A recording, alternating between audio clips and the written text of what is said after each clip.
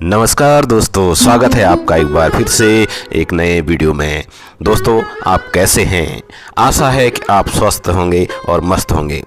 हर बार की तरह मैं आपके लिए फिर लेकर आया हूं एक नया वीडियो। दोस्तों, आज मैं आपको लाल किले के दीदार कराऊंगा। लाल किले की प्राचीर वही है, परिदृश्य तो है बदला बदला, मन में तो है जोश वही, दिखता है पर बदला बदला। ये लाल किला कई सालों के इतिहास का गवाह रहा है। तो चलिए आज इसके बारे में कुछ जानकारी लेते हैं। दोस्तों, यह है रंग महल।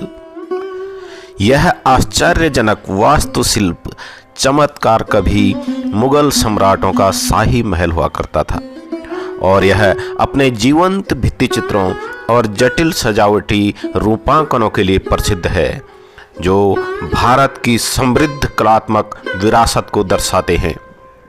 जैसे ही आप अंदर कदम रखते हैं, आप समय में पीछे चले जाते हैं और वैभव के उस युग में पहुंच जाते हैं जहां मुगल सम्राट विलासिता और शान शौकत से भरा जीवन जीते थे। महल की शानदार दीवारें, रंग बिरंगी पेंटिंग और वास्तुत्व नक्काशी से सजी हुई, जो शाही जीवन और दरबारी सुखों की कहानियां सुनाती है। आगंतुक खूबसूरती से डिजाइन किए गए हॉल और कमरों में घूम सकते हैं, जिनमें से प्रत्येक इतिहास और कला की एक अलग कहानी कहता है। महल के ऐतिहासिक महत्व के साथ साथ वातावरण की सेटिंग भारत के अतीत के बारे में जानने के इच्छुक पर्यटकों के लिए एक अनूठा अनुभव बनाती है। महल के आसपास के लाल किले के परिसर के लुभावने दृश्य भी दिखाई देते हैं, जो इसे फोटोग्राफी के शौकीनों के लिए एक आदर्श स्थान बनाता है। रंग महल की खोज करते समय शिल्प कौशल और विवरणों की प्रशंसा करने में अपना समय अवश्य लगाएं। तो चलिए अब मैं आपको ले चलता हूँ खास महल की ओर। लाल किले में दीवाने खास के सार्वजनिक क्षेत्र के दक्षिण में खास महल है, जहाँ सम्राट रहते थे और सोते थे, जिसे फीते जैसी नक्काशीदार संगमरमर की स्क्रीन द्वारा जिज्ञासु आंखों से बचाया गया था। पानी का एक ठंडा चैनल, नहर ए बहिश्त यानी कि स्वर्ग की नदी, एक बार अपार्टमेंट के माध्यम से बगल के रंग महल में बहती थी, जो सम्राट की मुख्य पत्नी का घर था। महल के बाहरी हिस्से को एक बार भव्य रूप से चित्रित किया गया था। अंदर एक सुंदर कमल के आकार का फव्वारा था। यह है दीवान ए खास या निजी दर्शकों का हॉल। नई दिल्ली में प्रतिष्ठित लाल किले के भीतर स्थित मुगल वास्तुकला की भव्यता का एक शानदार प्रमाण है। यह उल्लेखनीय हॉल अपने उत्कृष्ट संगमरमर की नक्काशी और आश्चर्यजनक समरूपता के लिए प्रसिद्ध है, जो मुगल डिजाइन की पहचान है।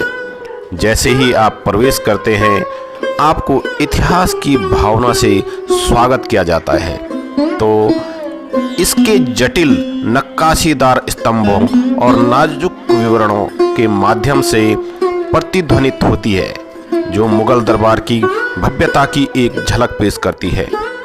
यह हॉल कभी सम्राट के लिए अतरंग समारोहों और गणमान्य व्यक्तियों के स्वागत का स्थान था, जिसके एक ऐतिहासिक महत्व में डूबा हुआ स्थल बताया जाता है।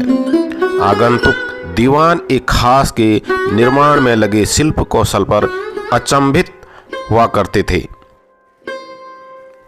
चलिए अब बात करते हैं लाल किले में स्थित मस्जिद की, जिसे मोती मस्जिद के नाम से जाना जाता है। मोती मस्जिद का निर्माण मुगल सम्राट औरंगजेब ने अपने राज्याभिषेक के तुरंत बाद करवाया था। इसका उद्देश्य सम्राट को लाल किले के भीतर अपने निजी कक्षों के करीब नमाज के लिए एक मस्जिद प्रदान करना था। उस समय किले में एक मस्जिद भी नहीं थी। जब तक शाहजहां थे, वे किले के बाहर जामा मस्जिद में नमाज अदा किया करते थे। इस मस्जिद को बनाने में लगभग 5 साल लगे, जिसकी लागत 1,60,000 रुपये आई। इसके निर्माण के बाद औरंगजेब ने राज्य के अधिकारियों के साथ मस्जिद में जोहर की नमाज अदा करना शुरू किया। अब बात करते हैं हयात बख्श बाग की। लाल किले में बगीचों में सबसे बड़ा बाग हयात बख्श बाग है। इसका मतलब है जीवन देने वाला उद्यान। इसे मुगल बादशाह शाहजहां ने बनवाया था।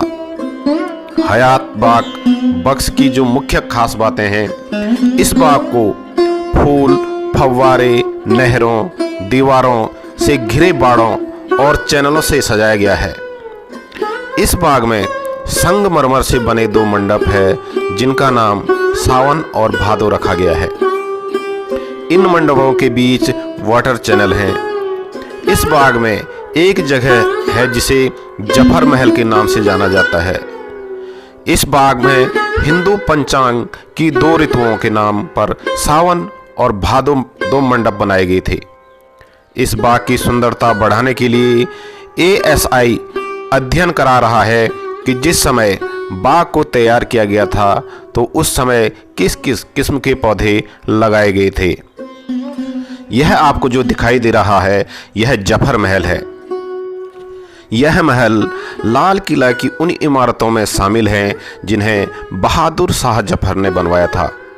उन्होंने इसे शाहजहां के उस हयात बख्श बाग में बनवाया था, जो बहुत ही सुंदर बाग माना जाता था। ऐसा कहा जाता है कि बादशाह यहीं आराम फरमाते थे। इस महल को एक चौकोर तालाब के बीचों बीच बनवाया गया था। महल के चारों ओर फव्वारे लगवाए गए थे। कुछ साल पहले इसमें कुछ फव्वारे शुरू भी किए गए। हयात बख्श बाग की हालत भी सुधारी गई है। अब भारतीय पुरातत्व सर्वेक्षण इस महल की दशा सुधारने जा रहा है। इसका संरक्षण कार्य कराया जा रहा है, जिसमें महल के एक भाग के क्षतिग्रस्त हो चुके हिस्से को फिर से बनाया जाएगा। इसके लिए इस महल के पुराने नक्शे की मदद ली जा रही है। यहाँ पर कुछ हथियार हैं जो शाहजहां के समय से अंग्रेज़ों के समय तक के यहाँ पर रखे गए हैं। चलिए अब यहाँ से बाहर निकलते हैं। अब आपको ले चलते हैं छत्ता चौक की ओर। जी हाँ, ये छत्ता चौक यानी कि ढका हुआ बाजार एक लंबा मार्ग है जिसमें बाजार लगा होता है। दिल्ली के लाल किले में शुरुआत में यह बाजार है। छत्ता चौक लाहौरी गेट के ठीक पीछे स्थित है और यह मेहराबदार मार्ग के भीतर स्थित है। यह 2 मंजिला फ्लैटों से सुसज्जित है, जिसमें 32 मेहराबदार खाड़ियाँ हैं जो दुकानों के रूप में काम करती है। शाहजहां के शासनकाल के दौरान छत्ता चौक बहुत ही विशिष्ट था, जो रेशम, ब्रोकेड, मखमल, सोना, चांदी के बर्तन, आभूषण, रत्न और कीमती पत्थरों जैसे सामानों के व्यापार में माहिर थे। वो लोग यहाँ शाही परिवार के लिए इन दुकानों को लगाया करते थे। दोस्तों, आपको वीडियो कैसा लगा आप कमेंट में ज़रूर बताइएगा। अगर आप यहाँ तक देख ही चुके हैं तो वीडियो को एक लाइक ज़रूर कीजिएगा और अगर आप चैनल पर नए हैं तो चैनल को सब्सक्राइब भी ज़रूर कीजिएगा। मिलते हैं दोस्तों अगले वीडियो में। तब तक के लिए नमस्कार। मस्त रहें, स्वस्थ रहें। धन्यवाद।